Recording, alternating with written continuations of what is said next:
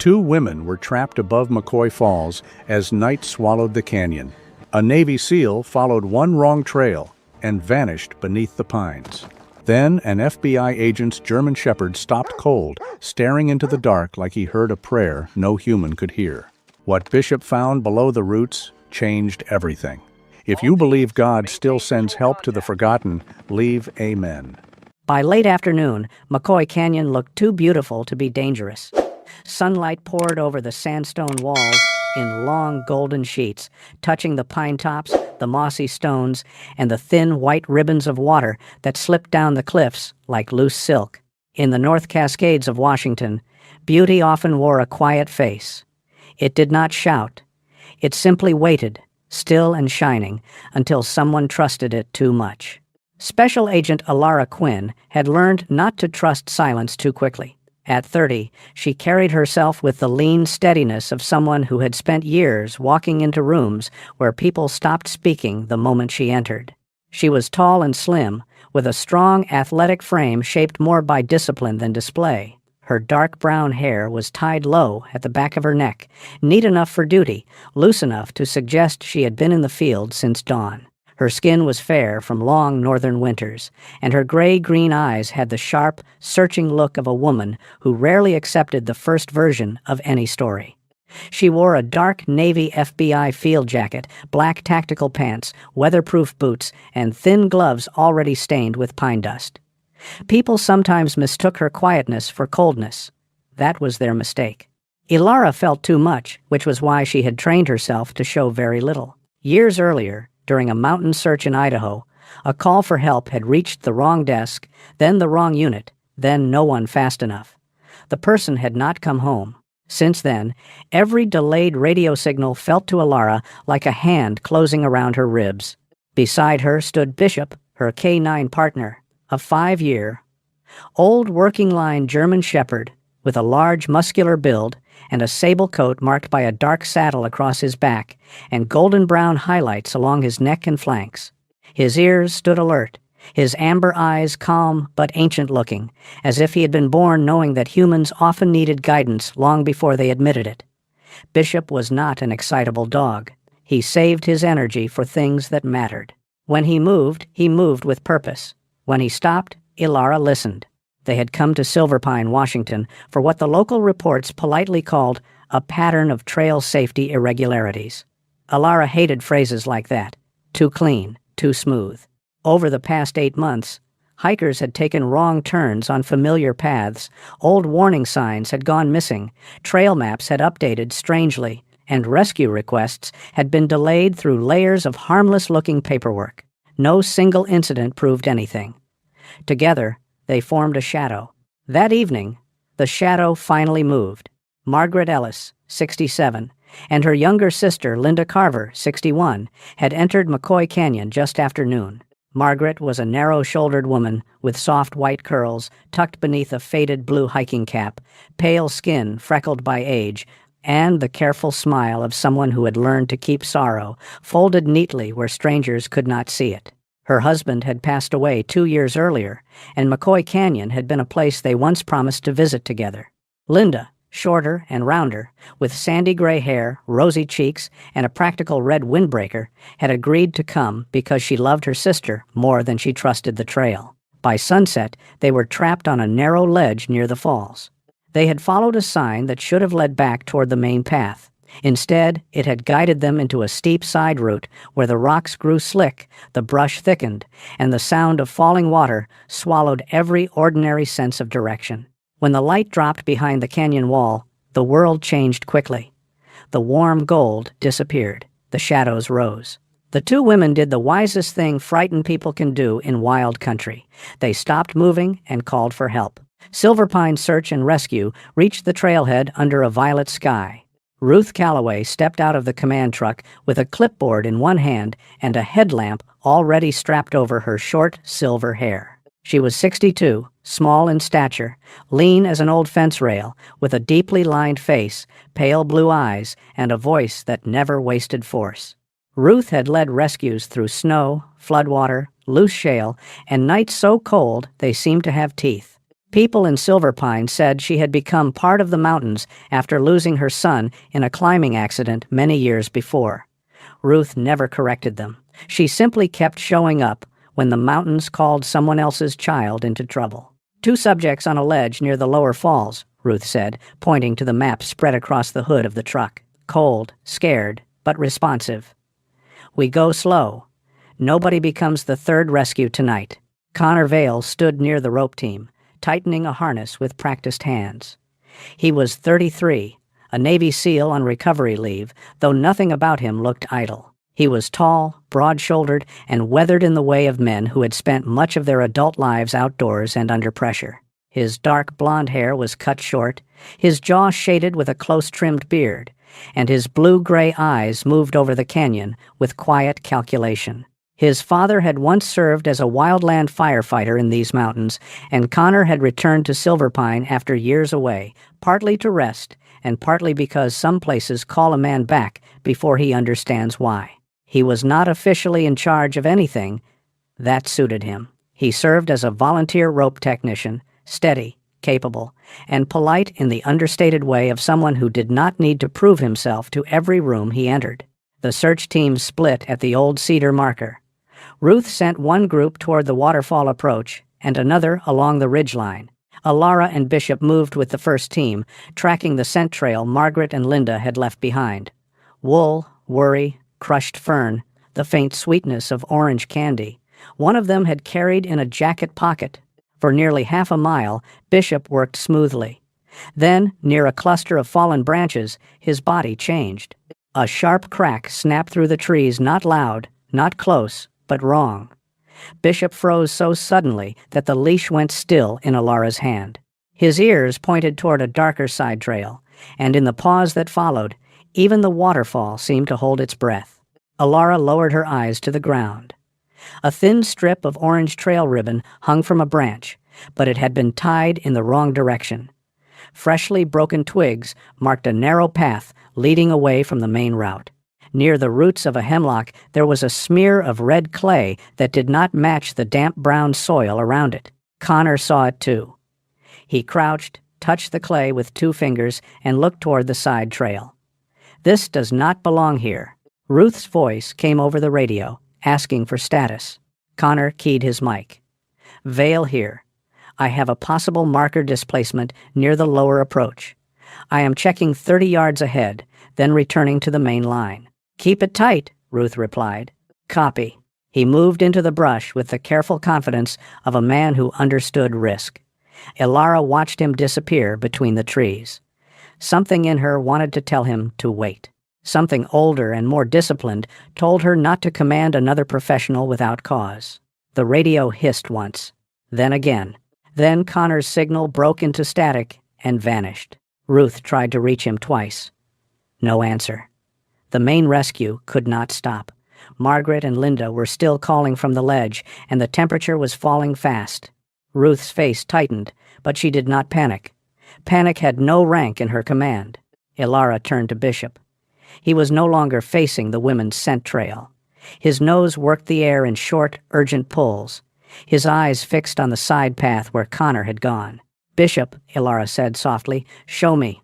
The shepherd moved. Alara radioed Ruth before following. "Quinn taking K9 down the side trail. Possible secondary subject. I will mark position every 2 minutes." "Understood," Ruth said. "Do not vanish on me, Agent." Alara almost smiled. No intention. The trail narrowed quickly. Ferns brushed her knees. Damp stone shifted under her boots. Bishop pulled, but did not rush, following something carried on the cold air: sweat, crushed brush, metal, fear, and a bitter scent Alara could not name. The canyon seemed to close around them, the walls rising like old guardians who had seen too much and explained too little. Then Bishop stopped beside a split cedar root. At first, Alara saw only darkness under the brush. Then a hand moved weakly against the soil. Connor Vale lay half-sheltered beneath the roots, one shoulder pressed into the stones, his face pale beneath the dirt, his breathing shallow. His right leg was swollen near the boot line, marked by the unmistakable signs of a rattlesnake bite. One hand clutched a cracked mini trail camera, its casing broken, its memory card still inside. Alara dropped to one knee. "Connor, stay with me." His eyes opened only halfway. Recognition flickered, fragile as a candle in wind. Bishop lowered himself beside Connor's chest, pressing warmth against him with a gentleness that seemed almost human. Connor's lips moved. Alara leaned closer. "Someone," he whispered, each word barely making it past the cold. Someone moved the trail. Above them, the waterfall thundered into the dark. Alara reached for her radio and called for urgent medical support, while Bishop rested his great head close to Connor's heart, as if keeping time for a man the canyon had not yet claimed. Is less than break time equals 0, and 5S is greater than. Alara Quinn dropped to one knee beside Connor Vale as the canyon breathed cold air around them. The waterfall below kept roaring in the dark, a steady white thunder that made every radio call feel smaller than it should have been. Connor lay half-curled beneath the cedar roots, his broad frame trapped between damp stone and twisted brush. One hand still locked around the broken trail camera, as if his body had understood the importance of evidence even after his strength had begun to fade. His face had gone pale beneath dirt and sweat, his jaw tight under the short beard, his blue-gray eyes opening and closing like a man fighting the pull of deep water. Alara pressed 2 fingers to the side of his neck, felt the weak but steady beat, and let herself breathe once before duty returned like iron in her spine. "Connor, stay with me," she said, her voice low and even. "Rescue team is coming. You are not alone down here." Bishop lay close against Connor's chest, the large German Shepherd's sable coat catching a faint silver edge from Alara's headlamp. His amber eyes did not soften, exactly. Bishop was not a creature of decoration, but he lowered his head near Connor's shoulder with a gentleness that felt almost ceremonial, as if the dog had chosen to lend the fallen man some of his own steady life. Alara checked Connor's leg without disturbing it more than she had to. The swelling near the boot line told her enough. A rattlesnake bite, likely from the warm rock pocket nearby where the last heat of the day still hid under stone. Late spring in the North Cascades could fool people that way. The air turned cold, but the rocks remembered the sun. Connor's lips moved. Alara leaned closer. "I did not leave the team," he whispered, the words broken by pain and cold. "Was coming back. Saw a wire low near the ground. I stepped clear. The slope gave. His eyes fluttered, then fixed with sudden urgency. Not the women's trail. Someone set that marker wrong." Alara looked up. Above them, the narrow side path disappeared between black hemlocks and wet ferns. She could smell red clay on Connor's sleeve, fresh sap from cut branches, and something faintly chemical, like waterproofing spray on outdoor equipment. Not enough to name. Enough to remember. Ruth Calloway's voice cracked through the radio. "Quinn, status," Alara answered without looking away from Connor. "Secondary subject located. Connor Vale is alive. Possible rattlesnake bite. Fall trauma. Exposure. Need rope team and medical extraction at my beacon." There was a pause, but only a heartbeat's worth. Ruth was not a woman who wasted fear. "Copy. Team 2 to Quinn's marker. Team 1 remains on the ledge rescue. Nobody rushes. Everybody comes home." In that moment, Alara understood why people followed Ruth into places no sensible person would enter after dark. The older woman's calm did not erase danger. It gave danger a boundary. A sudden beam of white light swept across the canyon wall above them, then vanished. Bishop lifted his head so fast his ears cut sharp shadows across Connor's jacket. For one long second, the only sound was water and breath. Then a pebble clicked down the slope, bounced once near Alara's boot, and disappeared into the dark. Alara turned off her headlamp for 3 seconds and listened. No voice, no movement. Just the ancient pulse of the falls and Bishop's low, restrained warning in the back of his throat. When she switched the light back on, Connor was watching her through half-open eyes. "Someone was up there," he breathed. Alara did not answer. She did not need to. She slid the broken camera into an evidence pouch, then placed her gloved hand on Connor's shoulder. "First we get you out, then we ask the canyon what it saw." The rope team arrived in pieces of light, helmets bobbing through the brush, carabiners chiming softly, boots finding holds on stone made slick by mist.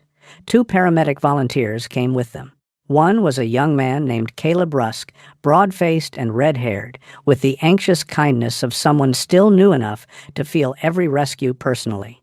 The other, Denise Morrow, was a compact woman in her 40s with dark skin, calm hands, and the practical eyes of someone who had learned that panic was never useful, but compassion always was. Denise took one look at Connor's leg, then at his fading focus, and gave crisp instructions that everyone obeyed. Anti-venom would have to wait for the hospital, but stabilization could begin here. Getting Connor out was slow work. Nothing glamorous lived in that hour. It was rope, mud, breath, clipped commands, and the deep discipline of strangers refusing to let the canyon keep a man who had come to help others. Bishop stayed close until Ruth ordered Alara to move with the haul line. The dog resisted only once, glancing back at Connor with a low sound in his chest, then obeyed when Alara touched his collar. Trust, she had learned, was not always soft. Sometimes it was a working animal choosing obedience when every instinct wanted to stay beside the wounded. By the time Connor reached the upper trail, the eastern edge of the sky had begun to pale. Farther down the canyon, Margaret Ellis and Linda Carver were brought off the ledge in harnesses, trembling, exhausted, but alive. Margaret's white curls had escaped her cap and clung damply to her forehead. Linda held her sister's hand so tightly their knuckles looked like small stones pressed together. When Ruth told them they were safe, Margaret closed her eyes, and for a moment her face became not old or afraid, but young with gratitude. "My husband always said the canyon had a voice," she whispered. "Tonight it sounded like all of you." Connor was transported to St. Alder Medical Center, a low regional hospital with pale brick walls, bright windows, and a lobby that smelled of coffee, disinfectant, and rain-soaked coats. Doctors treated the rattlesnake bite and monitored the effects of the fall. Ilara remained near the emergency wing, the evidence pouch never far from her hand. Bishop sat at her left side, still as a carved guardian, though his eyes tracked every passing shoe. That was where Victor Sloan first appeared. He entered as if the hallway had been arranged for him. Victor was in his late 40s, tall and trim, with dark hair brushed back from a thoughtful forehead and just enough silver at the temples to make age look like authority. His charcoal coat fit perfectly. His smile was warm in shape, but not in temperature. He introduced himself as the principal donor behind the McCoy Canyon Safety Renewal Initiative, speaking in a soft, polished voice about community, rescue infrastructure, and the tragedy that had nearly unfolded. He seemed concerned. He seemed generous. Ilara had met enough dangerous men to know that generosity could be worn like perfume. "I only want to make sure the families are cared for," Victor said, his gaze drifting for half a second to the sealed evidence pouch in Ilara's hand. Bishop rose before Ilara moved. The German shepherd stepped in front of her, shoulders squared, amber eyes fixed on Victor, and released one low growl that made the hallway feel suddenly narrow. Victor paused, then gave a small, amused smile. Protective fellow. Ilara did not smile back. Observant. A few minutes later, a legal assistant tied to Victor's office approached Margaret and Linda with a clipboard and a neat stack of forms. His name was Alan Pierce, a narrow man in his mid-30s with sandy hair, pale eyelashes, and a manner so politely nervous it felt rehearsed. He wore clean clothes, but Bishop lowered his nose toward the man's shoes and stiffened. Red clay marked the edge of one sole, nearly hidden beneath the rubber. The same clay from the side trail. Alan explained the forms as routine privacy protection, meant to prevent media confusion. Ilara stepped between him and the women before Margaret could take the pen. "No signatures tonight," she said. "Not without independent counsel or family present." Alan blinked too quickly. "Of course, I meant no pressure." "Then you will not mind leaving your card." He did, with fingers that trembled just enough to be honest about fear, though not honest about its source. Near dawn, Ilara finally accessed the memory card from Connor's broken camera. The footage was fragmented, rain-specked, and dark. A black SUV passed near the old trail entrance. A gloved hand removed a weathered warning sign. A figure in an outdoor work jacket turned briefly toward the lens. Ilara froze the frame and enlarged it. The image blurred, then sharpened by a breath. On the jacket was a faint logo, Northline Terrain Services. Not proof. Not yet. But the first stone had shifted, and somewhere beneath it, something hidden had begun to move. Is less than break time equals 0. 5S is greater than. By mid-morning, Silver Pine Ranger Station looked less like the heart of a mountain district and more like a place that had been asked to survive on good intentions and outdated equipment. The building sat beneath tall firs at the edge of town, its green paint faded by rain, its porch boards bowed slightly in the middle, its flag snapping in a clean northern wind. Inside, the air smelled of paper, coffee, boot rubber, and wet cedar. Maps covered nearly every wall. Some were new and glossy, printed from digital systems. Others were old enough to have soft corners and pencil marks from hands that had known the canyon before software decided it could understand a mountain. Alara Quinn stood before the largest map of McCoy Canyon with Bishop at her side. The K-9 had slept little after the rescue, but he remained steady, ears alert, amber eyes following the room with that grave patience Alara had come to trust more than many human explanations. The broken trail camera from Connor Vale's hand had given them only pieces. A black SUV, a gloved hand removing a sign, a blurred jacket with the Northline Terrain Services logo, not enough to accuse. Enough to stop pretending the canyon had simply made a mistake. The woman waiting for Alara near the records desk introduced herself as Maren Holt. She was 29, slender and slightly stooped, as if years of apologizing had shaped her posture before age could. Her hair was a soft brown cut just below the chin, tucked nervously behind one ear, and her skin held the pale indoor tone of someone who spent more time with maps and permits than with sunlight. She wore a forest green ranger fleece, khaki field pants, and scuffed boots that looked newer than she wanted them to. Maren's eyes were dark and intelligent, but they moved too quickly, always checking doors, windows, faces, as if trouble could enter from any direction and ask her to sign for it. "I should have noticed sooner," Maren said before Alara asked anything. Alara studied her quietly. "Noticed what?" Maren swallowed. "That the little things were lining up." She led Alara to a side office where the filing cabinets were dented and the computer monitors hummed with tired blue light. Ruth Calloway was already there, standing with both arms folded, her silver hair flattened from a long night under a helmet. The rescue leader looked older in daylight, not weaker, just more human. Her face carried exhaustion in the fine lines around her mouth, but her pale eyes were still sharp enough to cut through excuses. Maren opened a spreadsheet, then a folder of printed incident reports. 8 months, she said. 6 wrong route hiking calls, 4 missing trail signs, 3 delayed maintenance tickets, 2 map updates that removed old hazard notes, 1 warning route dropped from the public navigation layer. She looked at Ruth, then at Alara. Individually, none of it looked criminal. A storm loosens a sign. A volunteer forgets a work order. A hiker misreads a fork. But together, Alara said, it becomes a pattern. Ruth let out a slow breath through her nose. Or a mess. Mountain districts are full of mess. Alara did not argue. She clicked open the video still from Connor's camera and turned the screen toward Ruth. The gloved hand. The sign. The Northline jacket. Ruth looked at it for a long time. Her jaw tightened, but she said nothing. That silence told Alara more than a denial would have. Maren pulled another file from her desk. Victor Sloan's foundation started donating equipment last fall. Radios, drone time, rescue rope, trail software, weather beacons. It sounded like a blessing. Her voice thinned. I signed the receiving forms for some of it. You thought you were helping, Alara said. I thought if we had better tools, Ruth's people would stop having to make miracles out of duct tape and old batteries. Maren gave a small, humorless smile. Turns out miracles have paperwork too. Ruth turned toward her. Maren? The young ranger looked down, ashamed before she had even been accused. Alara recognized that look. Guilt loved decent people because they carried it carefully. No one is charging you with trusting a donor, Alara said. But from here on, we follow every tool, every serial number, every update. From the corner of the room came a sudden metallic clink.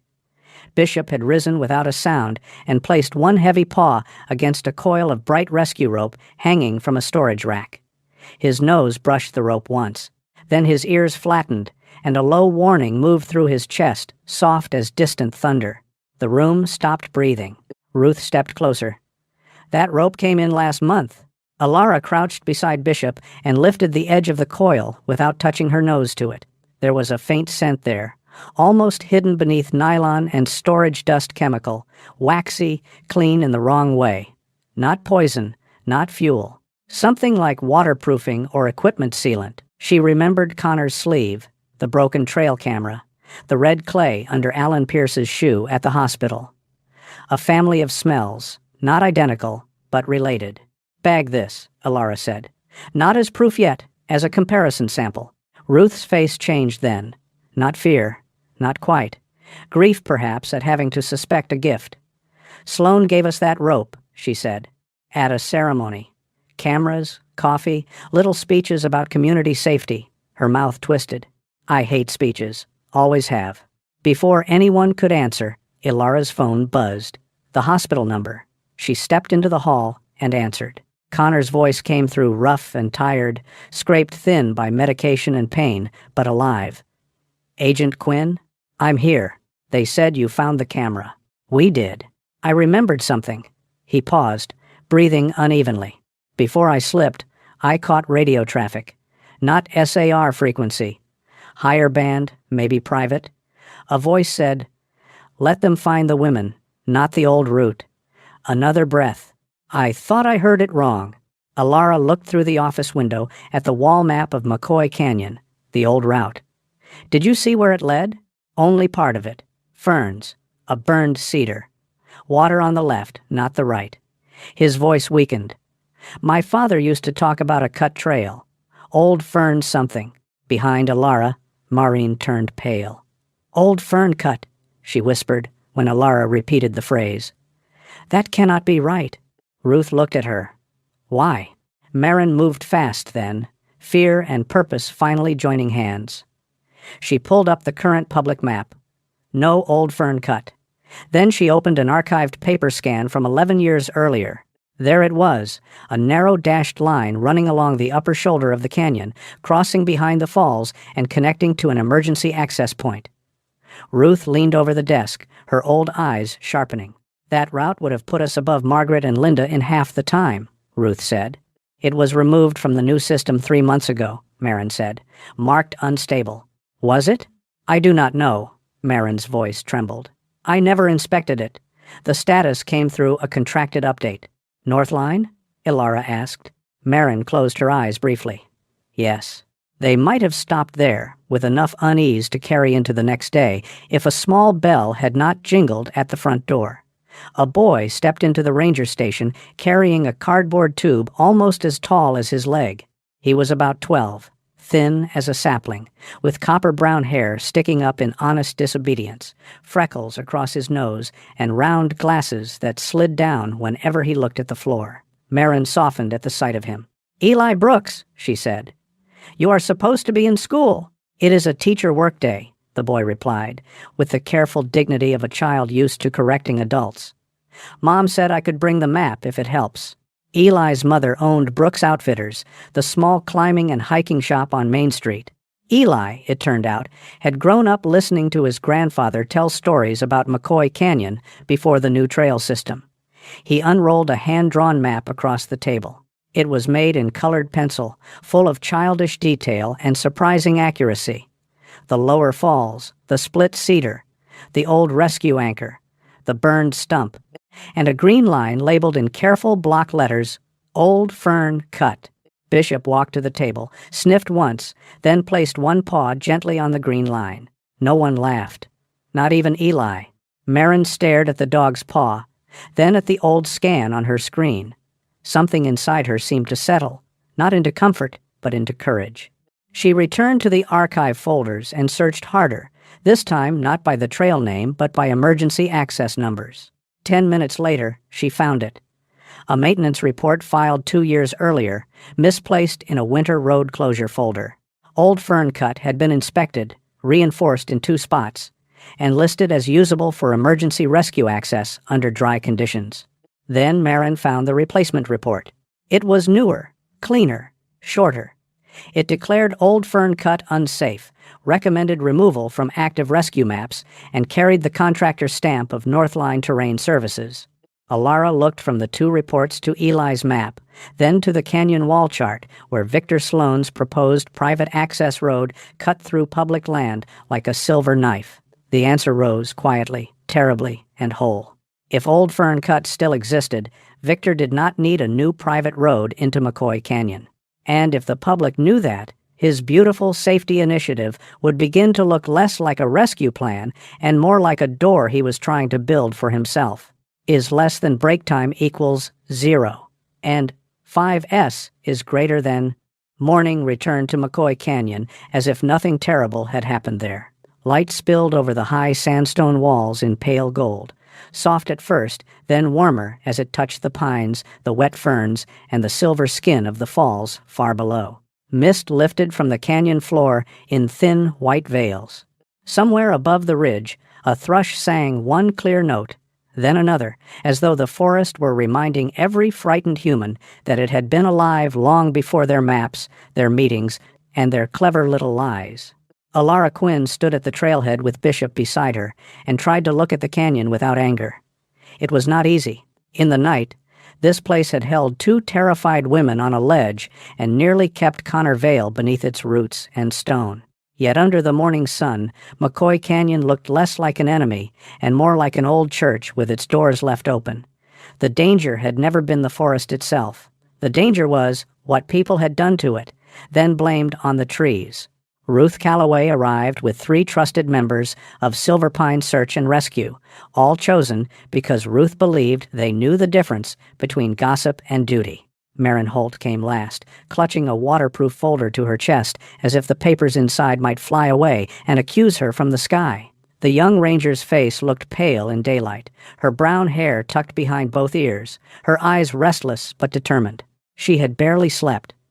Guilt had kept better watch over her than coffee ever could. Connor called from St. Alder Medical Center just as they reached the first fork.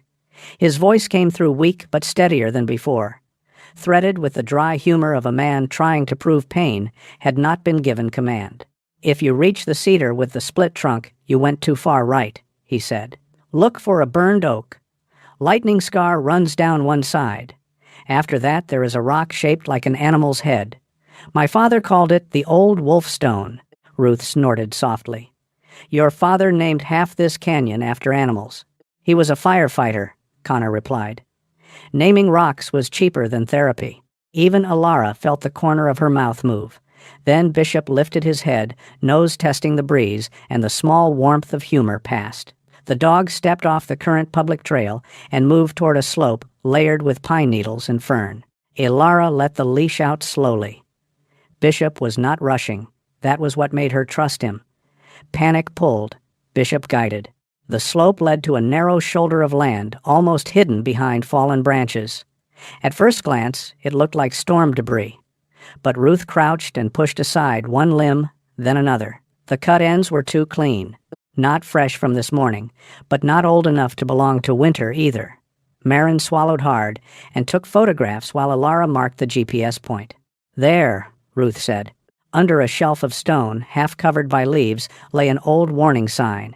Its metal face was scratched but readable. "Emergency access Old Fern Cut, trained personnel only." The bolts had not rusted loose. They had been removed, neatly, patiently, by someone who had brought tools. Marin pressed one hand over her mouth. That sign was listed as weather damaged. Ruth's eyes hardened. "Weather has learned to use a wrench then." They followed the hidden path in careful formation. Old Fern Cut was narrow, but it was not gone. Roots crossed it. Ferns leaned over it. Moss softened the stone edges. Still, the old grade held. In several places, someone years ago had set rock steps into the slope and reinforced the outer edge with timber now darkened by rain. It was not a trail for tourists. But for a trained rescue team in dry conditions, it was usable. More than usable. It offered a safer, high approach to the lower falls, exactly where Margaret and Linda had spent the night waiting in the cold. Alara stopped above the overlook and looked down. From this angle, the story rearranged itself. The main public trail curved away, long and slow. Old Fern Cut crossed behind the falls and reached an anchor point in half the distance. If Ruth's team had known the route was still viable, they could have reached the women earlier. Connor might never have gone alone down the wrong side path. The canyon had not hidden the way. Someone else had. A faint mechanical hum sliced through the birdsong. Bishop froze, every muscle hard beneath his sable coat. His amber eyes lifted to the bright sky, and for one breath the canyon seemed to tilt around that sound, a small black drone hovering above the ridge like an insect made of glass and suspicion. Alara remembered Bishop's old training file, the mission years ago when a surveillance drone had startled him during a rescue operation and nearly led him into unstable ground. Since then, the sound could tighten him like a drawn bow. But this time, Bishop did not break. He lowered his head, moved into shadow beneath a cedar, and looked back at Alara as if to say, "Not fear, follow." Ruth motioned everyone under cover. The drone drifted once across the treetops, then held position above the hidden trail. It was not searching for lost hikers. It was watching them. Alara used her phone to record it, while Marin whispered the model number through trembling lips. It matched one of the units donated through Victor Sloan's safety initiative, though the active operator ID had been removed from the public broadcast tag. They waited until the drone moved east, then continued. Bishop led them to a cluster of salal bushes near the old wolf stone Connor had described. Beneath the leaves, Alara found a waterproof metal box tucked into a hollow between roots. Ruth opened it with gloved hands. Inside were spare camera batteries, strips of orange trail ribbon, a compact signal transmitter, a folded older rescue map, and a plastic tag bearing the inventory code of Northline Terrain Services. Marin stared at the tag as if it had spoken her name. "I signed for that shipment," she said, her voice nearly gone. "It came through the station as donated maintenance equipment. I thought it was for trail restoration." Her shoulders folded inward, and for a moment she looked younger than 29, like a child waiting for a sentence. Alara stepped closer, but did not soften the truth. "You signed for a box. You did not hide it here. I helped it enter the system, then helped take it out." Alara's voice was quiet, but firm. "A mistake is not the end of your story, Marin. The question is whether you let someone else use your shame as a leash." Marin looked at her then, eyes wet, but clearer. She nodded once and began photographing the contents of the box. They moved toward the overlook where the sound of the falls grew heavy. Ruth stood at the edge longer than necessary. Her face changed there. Not dramatically. Ruth was not a woman who displayed sorrow like a flag. But Alara saw the way her fingers closed around the strap of her pack, the way her eyes fixed on the wet stone below. "My boy loved water," Ruth said quietly. "Always ran toward it. I used to tell him the mountains were no place for pride." A small breath left her. Then one day pride was not the problem. Ice was. Bad timing was. A loose step was. She looked away. "After that, I stopped believing nature was cruel. Cruelty requires intention. The mountain just is." Alara understood, too well. "And people?" Ruth's jaw tightened. "People have no such excuse." Bishop broke the silence by pushing his nose into a patch of grass near the old anchor point. He pawed once, gently. Alara knelt and found a mud-stained compass with a cracked leather cord. Connor's father's compass. The glass was scratched, the brass dulled by years of use, but the needle still trembled toward north. Alara held it carefully, feeling the strange weight of it. A man who knew how to navigate had still needed to be found. There was no shame in that. Perhaps that was the lesson every canyon kept trying to teach. Near the compass, tucked under a flat stone, they found the final piece, a small radio transmitter, still warm from recent use, its tiny light blinking at slow intervals. It had been broadcasting position data from the hidden trail. Someone had known when they reached Old Fern Cut. Someone had watched them prove what was supposed to remain buried. By the time they returned to the vehicles, the sun had climbed high enough to brighten the windshield glass. That was why the damage was so easy to see. One tire on Ruth's command truck had been deliberately emptied. Not slashed open, not dramatic, just carefully deflated. A clean white note was tucked beneath the wiper. Ruth pulled it free and read aloud. Some trails stay buried for a reason. For a moment, no one spoke. The canyon wind moved through the pines with a sound almost like distant breathing. Ruth folded the note once, then handed it to Alara. "This is not trail vandalism anymore," Ruth said, her old voice low and steady. "Someone is willing to put people in danger to keep a secret." Alara looked down at Bishop. The German shepherd stood facing the hidden trail, ears forward, body still as stone. He already knew. Perhaps he had known from the first wrong breath of wind. And now, so did they. Is less than break time equals 0.5 s. Is greater than. The county meeting room in Silver Pine was too bright for the hour, lit by rows of white ceiling panels that made every face look a little tired and every secret look like it had wandered into the wrong place.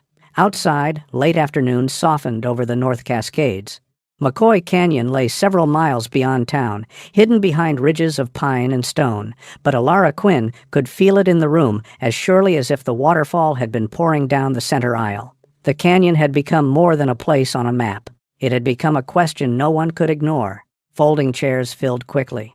Rescue volunteers sat beside hikers, ranchers, shopkeepers, and retirees in rain jackets. Margaret Ellis and Linda Carver sat together near the front. Margaret looked smaller than she had in the canyon, wrapped in a soft gray cardigan, her white curls brushed neatly, but her hands folded with the fragile care of someone who still felt the ledge beneath her feet. Linda wore a dark red sweater and kept one protective hand over her sister's wrist, practical even in fear. Ruth Calloway stood near the wall with her arms crossed, silver hair combed back, her small frame straight as a post. She had not come to perform grief or anger. Ruth had come to place facts where people could not step around them. Marin Holt sat behind Alara, holding a folder of printed reports so tightly the paper edges bent. The young ranger's face was pale, but her eyes no longer darted toward every exit. Fear was still there.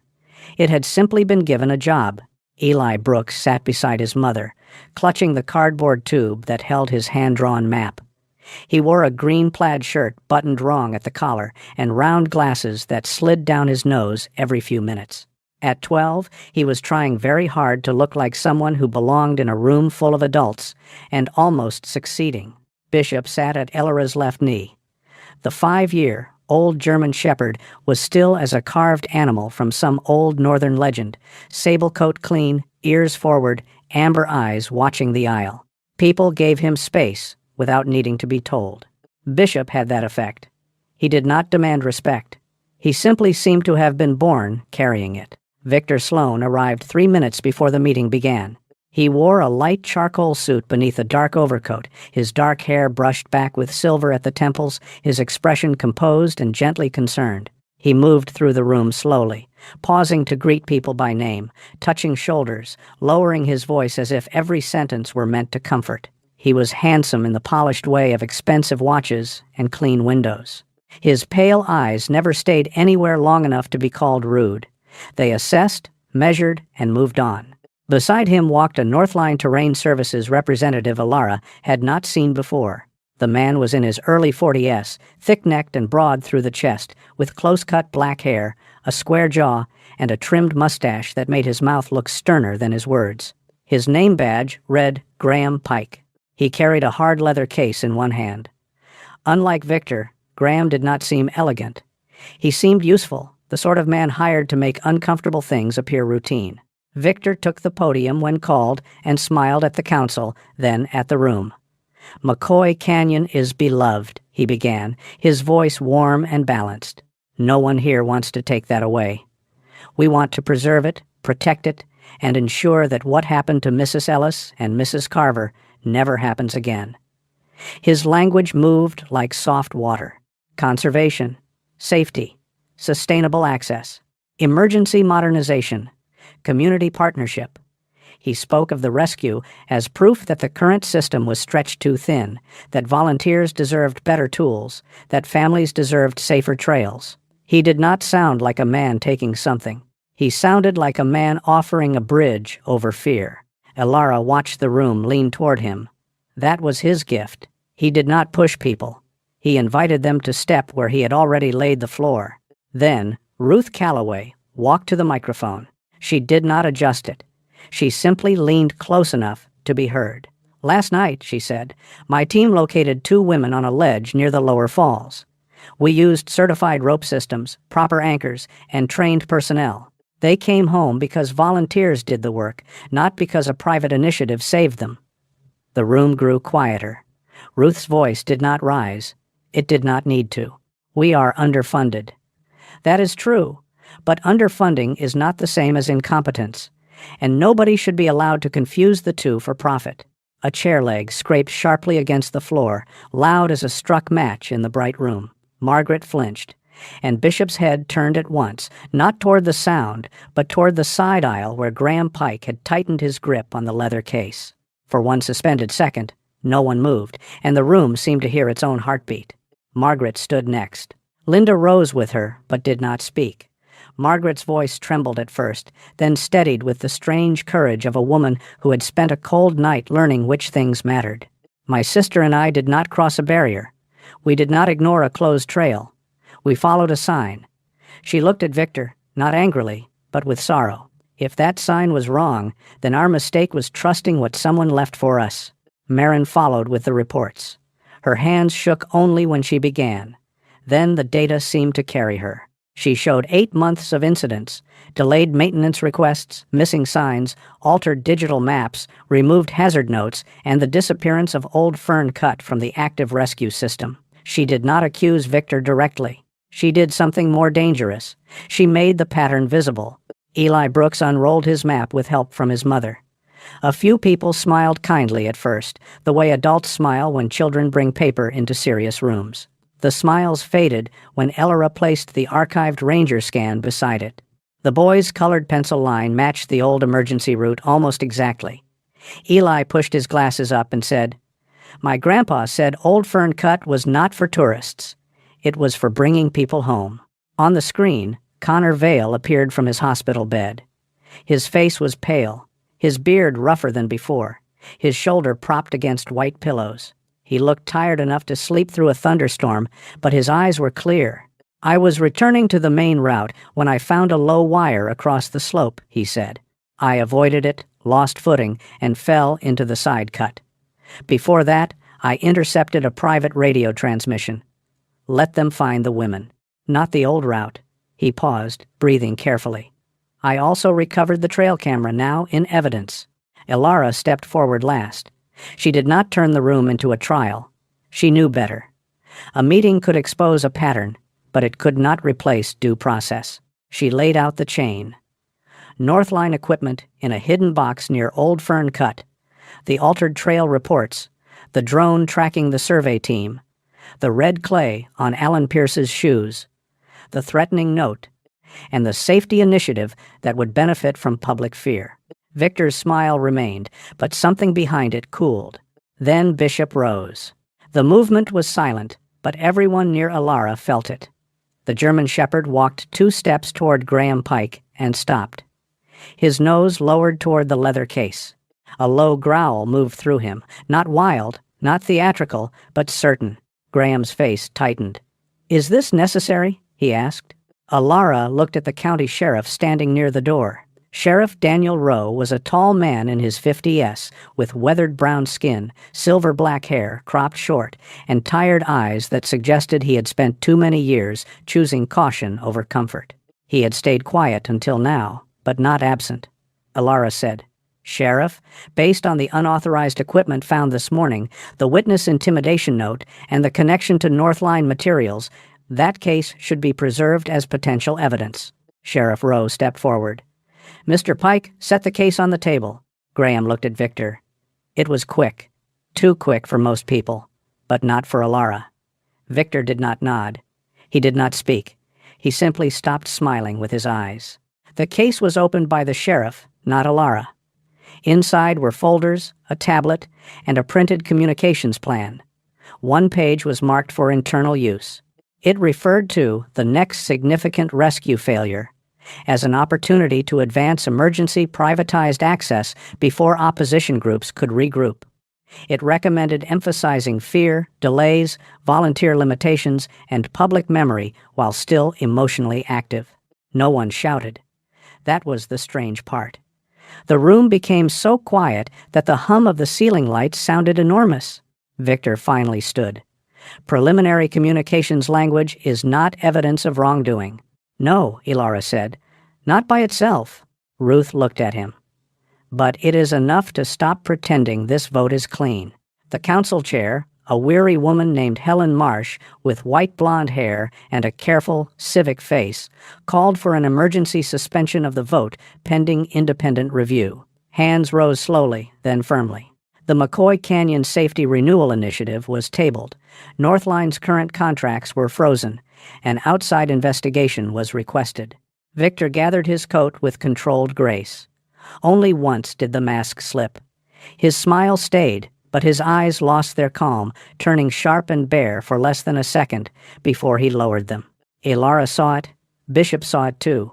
As people began to speak in low, shaken voices, Bishop returned to Ilara's side and stood beneath the two bright lights of the room. Outside the tall windows, the distant ridges darkened toward evening. Somewhere beyond them, McCoy Canyon waited, silent and ancient, like a witness that had finally heard its name spoken aloud. The battle was not over, but the silence had broken. Is less than break time equals 0. 5S is greater than. The days after the meeting did not bring the thunderclap ending. People sometimes imagine when truth finally enters a room. Victor Sloan did not vanish in chains by sunrise. Northline Terrain Services did not confess beneath the weight of one hard stare. Silverpine did not wake the next morning pure and healed, with every crooked paper suddenly straightened by grace. Real justice moved more slowly than that. It came with subpoenas, sealed evidence bags, county auditors, federal interviews, tired deputies, and coffee gone cold in rooms where decent people had to say, again and again, what they knew and when they knew it. Ilara Quinn understood that kind of justice. It was not grand, it was patient. It built a staircase, one verified fact at a time. The investigation widened through layers that had been designed to look harmless. Northline Terrain Services had handled trail updates, equipment storage, and contract inspections. A forest safety consulting group had written language about unmanageable public risk. A rescue support foundation tied to Victor's donors had supplied drones, rope, software, and private radio equipment. A few county officials had not taken money directly, but they had accepted favors, campaign help, discounted consulting, and the comfortable little kindnesses that make a conscience sleepy. No document said, "Put people in danger." That was the ugly genius of it. The papers only said, "Delay review, revise access status, remove inactive route, redirect maintenance priority." Yet the result had been clear enough. Signs turned. Old fern cut buried. Teams watched. Public fear guided like water into Victor's waiting mill. No one proved that Victor had intended for Margaret Ellis, Linda Carver, or Connor Vale to suffer. Ilara was careful with that, because truth had to be strong enough to survive courtrooms, not just angry conversations. But investigators did prove something quieter and nearly as damning. Victor's network had knowingly created unsafe conditions, concealed safer rescue access, and prepared to use the next serious incident as leverage for private control of McCoy Canyon. That was enough to freeze the initiative. Then enough to suspend Northline's contracts. Then enough to open conflict of interest inquiries that moved from Silverpine into the county seat and beyond. McCoy Canyon did not close forever. That mattered to Ruth Calloway more than most people understood. A place should not be punished because people had lied about it. By early summer, crews returned under public oversight. New signs went up at every fork, plain, visible, and checked by 2 independent teams. Old Fern Cut was restored as a trained rescue access route, not a tourist shortcut. The digital maps were audited line by line. Trail updates became public record, searchable even by retired school teachers with too much time and excellent suspicion. Ruth called that democracy with reading glasses. Silver Pine Search and Rescue received new funding, this time through a transparent county grant, with equipment reviewed by people who knew the difference between generosity and a leash. In the team room, Ruth hung an old navy blue knit cap inside a small glass case above the equipment bench. It had belonged to her son. For years, she had kept it hidden in a drawer, folded around grief like a secret. Now it sat beside a handwritten note. For every lost soul we still have time to find. Ruth never made a speech about it. She simply touched the glass once on the morning it was hung, then told everyone to stop staring and clean the mud off the rope bags. The first new trail sign went into the earth with one clean strike of a hammer, and the sound rang across the canyon like a bell. Margaret Ellis closed her eyes at that sound. For a breath, the whole crowd went still, not from fear this time, but from the strange, tender shock of hearing a place begin again. Margaret and Linda had returned for the reopening ceremony, wearing sensible boots and matching windbreakers, though Linda had insisted on carrying enough snacks for a small church picnic. Margaret placed a small bouquet of white wildflowers near the trailhead, not as a farewell, but as thanks. Her white curls moved in the morning breeze, and when she looked toward the falls, her face held sorrow and gratitude in the same gentle hand. "My husband wanted me to see this place," she told Alara. "I think I finally did. Not just the pretty part, the true part." Maren Holt did not resign. She came close. Twice. But each time, Alara's words returned to her. A mistake was not the end of her story unless she let it be. Maren became the district's Records and Map Integrity Coordinator, a title so dry that Eli Brooks said it sounded like something invented to frighten children into doing homework. Maren laughed when he said it, which was how everyone knew she was healing. She kept Eli's colored pencil map framed beside the official McCoy Canyon access chart. The boy received the first public print of the corrected map, with Old Fern Cut marked in a fine green line. Eli held it like a royal decree and announced that his grandfather would have said, "Told you so," but louder. Connor Vale recovered slowly, which annoyed him more than the injury itself. The rattlesnake bite and fall left him weaker than he wanted to admit, and for several weeks he moved with a cane and the stiff patience of a man negotiating with his own pride. He stayed in Silver Pine, first because doctors ordered rest, then because Ruth discovered he could teach rope fundamentals without making volunteers feel foolish. He trained the SAR team on navigation, field stabilization, and the sacred art of not walking alone into suspicious brush after dark. Ruth listened to that last lesson with one eyebrow raised. Connor accepted the punishment of her silence with dignity. Alara stayed longer than planned. At first, it was paperwork. Then follow-up interviews. Then an advisory role with the Public Land Safety Task Force. Then, somehow, mornings with Bishop along the ridge and coffee outside Brooks Outfitters while Connor pretended not to limp and Alara pretended not to notice. Nothing between them was rushed. They were both people who had survived too much noise to trust sudden declarations. What grew between them came quietly. A shared look when Bishop sighed at them like an elderly judge, a joke about Connor's cane, a silence that no longer felt empty. Bishop became Silver Pine's unofficial guardian. Children waved at him. Rescue volunteers saluted him with sandwiches they were not allowed to give him.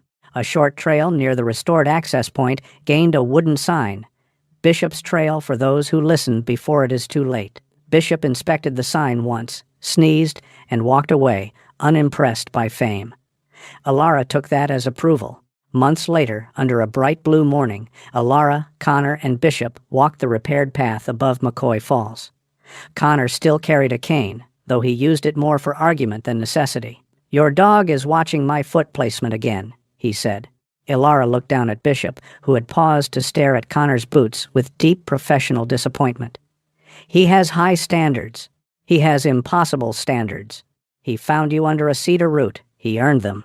Connor smiled, and this time there was no shadow behind it. Bishop trotted ahead, stopped beside the safe edge of the trail, and turned back. Below them, McCoy Falls shone in the sun, bright as poured silver. Alara felt something inside her loosen, something that had been tied tight since long before Silverpine. The canyon had not taken them. It had returned them to the path, to the truth, and perhaps gently to one another. Is less than break time equals 0. 5S is greater than. The message of this story is simple, but it reaches deep. Sometimes the path we think is lost is only waiting for someone brave enough to uncover it. McCoy Canyon was never the enemy. The forest was not cruel. The water, the stone, the wind, and the old trees were only witnesses. The real danger came from human pride, silence, and the temptation to turn fear into power.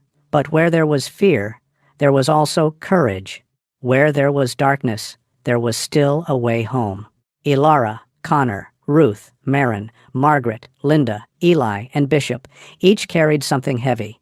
Some carried guilt, some carried grief, some carried fear. Some carried wounds no one could see. Yet each of them learned that healing begins when one person chooses to tell the truth, when one hand reaches for another, and when one faithful animal listens to what the human heart has missed.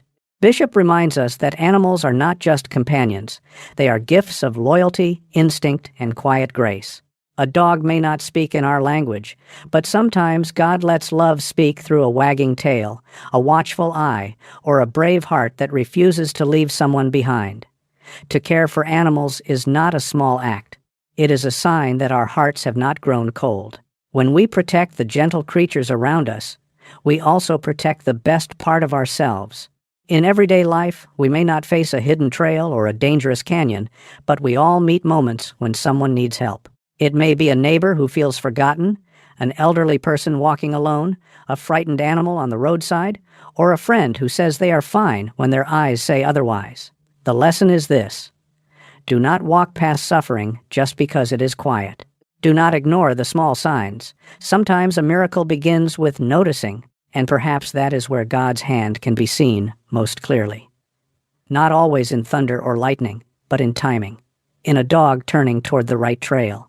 In a rescuer arriving before hope fades. In a stranger becoming family. In a heart that learns to trust again.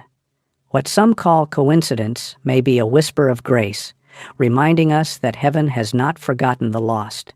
So, live gently, speak truthfully, help when you can, love your family while they are still beside you, care for animals with kindness, and when life feels like a dark canyon, remember that God can still place a faithful guide on your path. If this story touched your heart, please share it with someone who needs a little hope today. Leave a comment and tell us where you are watching from, or share a moment when an animal changed your life. And if you believe stories like this can remind the world to be kinder, please subscribe to the channel. May God bless you. Protect your family, guide your steps, and keep your heart open to the quiet miracles He places along the way.